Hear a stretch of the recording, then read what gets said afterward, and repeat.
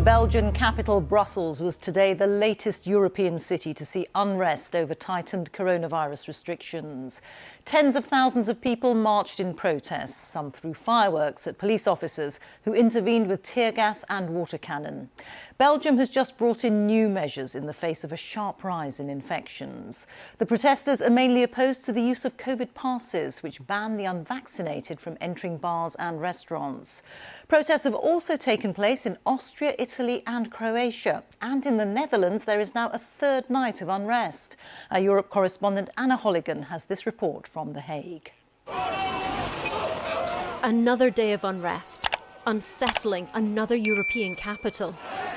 This is Brussels tonight. What began as an organised peaceful march quickly turned nasty. Some protesters threw fireworks at police, others targeted their vehicles. Officers intervened with tear gas and water cannon. Belgium has just brought in new rules in response to a sharp rise in infections. Demonstrators are mainly angry about the use of COVID passes, which stops the unvaccinated from entering venues such as restaurants or bars. Some object to plans to make vaccinations mandatory for health workers. We know that the virus is there, but we leave it to people to decide whether or not to be vaccinated. I came to give my opinion about freedom of expression and individual choice, and really to be able to respect everyone's choices. The Netherlands witnessed the most extreme violence this weekend. Rotterdam was rocked by rioters. Police opened fire, shooting at the crowd with live rounds in response to what they described as a life-threatening situation. Vandals torched bicycles in The Hague. The Justice Minister believes organised criminals may be behind this.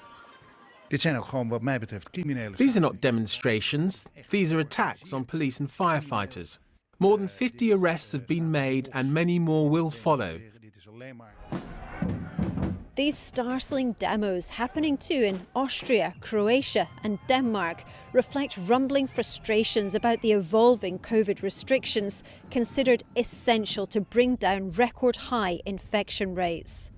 And yet here, the Netherlands' top virologist has warned the rules introduced last weekend aren't yet having any impact on the number of new cases, which will raise concerns in countries across the continent dealing with competing visions on how best to emerge from this worse than expected fourth wave of the coronavirus.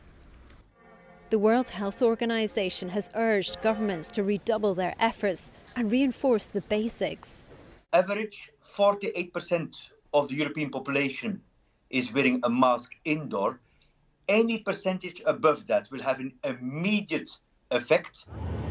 With varying vaccine rates, getting the shots in is seen as critical, but they won't cure the distrust or divisions seeping through some European societies.